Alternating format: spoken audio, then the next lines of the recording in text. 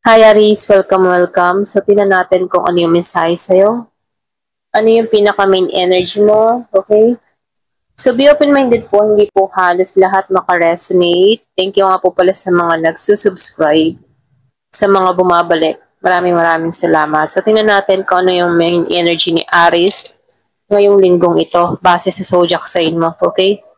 Keep it a message for Aris. Ano yung main energy mo?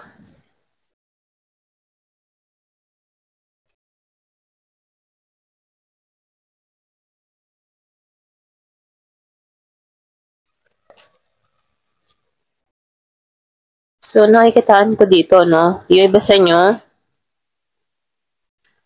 super blessed ka ngayong linggong ito. Pwedeng kahit may mga pagsubok ka or meron ka mga kinakaharap dito, no? Nakikitaan ko dito, mas nagiging matibay ka, okay? Kung may karelasyon ka dito, mas nagiging matibay din yung samahan, yung koneksyon na meron ka rito, okay?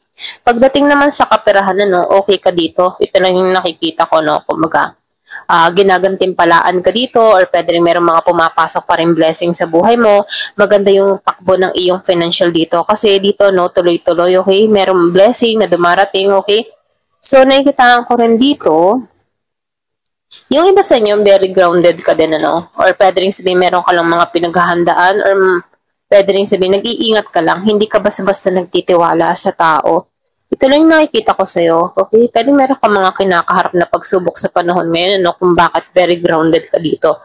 Nagiging ka lang maingat dito. So, dito, yung iba sa inyo, meron kang mga plano, meron kang mga idea na pumapasok sa kaisipan mo. Okay? Kumbaga nag-iisip ka dito kung paano ba or pwede rin sabihin na andito ka sa moment na nagiging kang palaban, ginagamitan mo to ng logic yung sitwasyon na kinakaharap mo, kung meron kang mga plano, ideas. So, nakikita ko dito pinag-iisipan mong maigi, okay? Yung diskarte na gagawin mo dito.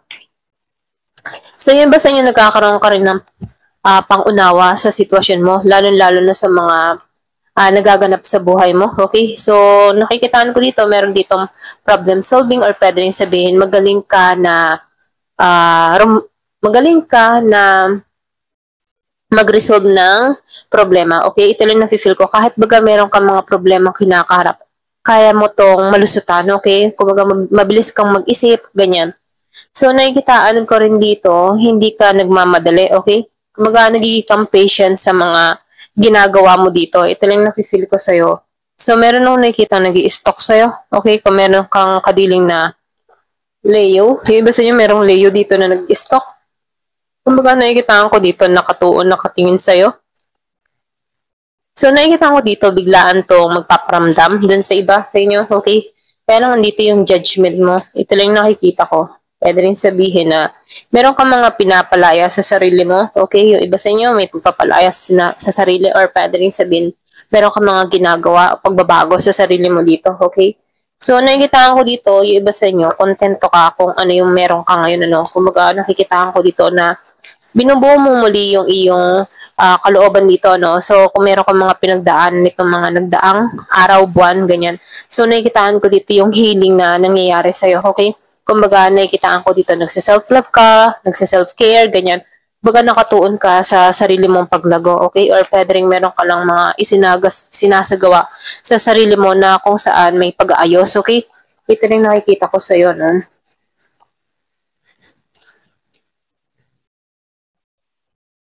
So, dito, nakikitaan ko rin dito, yung iba sa inyo, stable kapag dating sa financial mo, magaling kang humawak ng pera. Kumbaga, no, meron kang diskarte, alam mo kung ano yung plano mo about sa pera mo. Kumbaga, marunong ka na magdala, okay? Hindi ka magastos, hindi ka gastador, ano. Alam mo kung saan mo ilalagay yung kaperahan mo at meron talagang plano to para sa'yo, okay? So, nafe-feel ko dito, maingat kang tao. Ayan. Nakita ko rin dito, no, loyal ka ding tao, okay? Marami kang karunungan, marami kang kaalaman, ganyan. So nakikitaan ko dito patuloy pa rin yung pamamayagpag yan. Patuloy pa rin yung pamamayagpag mo kung meron kang mga ginagawa sa social media or kung meron kang mga produkto na inaalok. So nakikitaan ko dito na nadidiscover ka dito at nakikita yung mga ginagawa mo. So nafe-feel ko dito yung pagtangkilik sa ginagawa mo. Okay, kung ano man yung mga ginagawa mo dito, meron akong nakikitang recognition, okay, na nangyayari sa'yo. Kumbaga, merong success na naghihintay sa'yo or pwede rin nakakamit mo na to sa panahon ngayon. Ramdam mo yung tagumpay rito. So, nakikitaan ko din dito, no, yung iba sa inyo, matapang ka, matatag ka. Kumbaga, para kang isang leon, ano, hindi ka mapapatumba ni naman, ano, hindi ka nagmamadali. Kumbaga, may timing, madiskarte ka. So, nafe-feel ko dito, yung iba sa inyo, meron kang mga vision sa mga nais mo sa buhay mo, no? Kumbaga, nandun yung iyong pagiging matapang, okay? Sa lahat ng mga pagsubok na kinakaharap mo, hindi ka madaling sumuko dito, ganyan. So, meron lang ako nakikitang paggising. Okay, dumating din sa point na nagising ka or pwede rin sabihin mayroong calling na nangyari sa'yo. Kumaga, mayroong pagbabago na naganap sa'yo na kung saan nagkaroon ka ng kaliwanagan dito. Okay, kaya lumabas dito yung Ace of Swords. So, lumabas din dito yung The Tower na kung saan may paggising na nagkaroon ka ng kaliwanagan na kung saan tinatahak mo yung tamang direction para sa'yo. Okay, so nakikitaan ko dito, maganda yung takbo ng kaisipan mo. Alam mo yung ginagawa mo. Ayan. Meron nung nakikitang Year of the Rabbit, yung iba sa inyo. So, yung iba sa inyo, handa ka na rin talikuran yung mga masasakit na pinagdaanan mo in the past. Okay, kumaga, yung iba sa inyo, tinalikuran mo na or pwede rin sabihin na handa ka na sa pag-alis dito. Kumaga, iniwan mo na yung nakaraan, tama na yung nakaraan. Patungo na ako sa hinaharap dito, okay? So, dito, nakikitaan ko dito, merong pagsisimula muli or pwede rin meron kang gagawing bago para sa sarili mo na kung saan handa ka, okay? Handa ka sa pagbabago. Andito yung exciting or excitement na nararamdaman mo sa puso mo, no? Kumbaga, nakikitaan ko dito yung pagsasaya mo, okay? Kumbaga, nakikitaan ko din dito, hindi ka yung bang mababaw lang yung kaligayahan mo, okay? Hindi ka mapaghangad ng mga kung ano-ano pa man. Masaya ka sa mga ginagawa mo kahit mga simpleng bagay lamang, okay? So, tingnan natin kung ano pa yung mensahe sa'yo.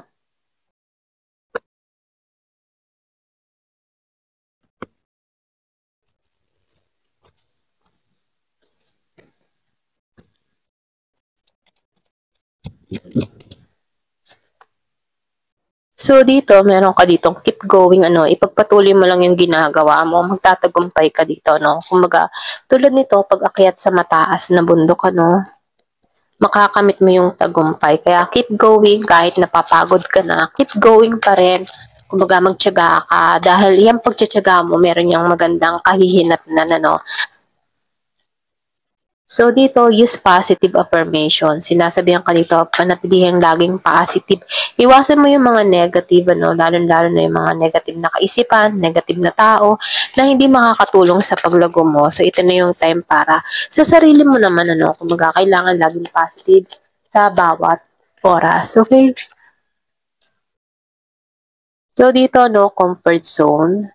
So, lumalabas dito, step out your comfort zone. Ito na yung time para, syempre, mag-try ka din ng mga bagong experience, okay?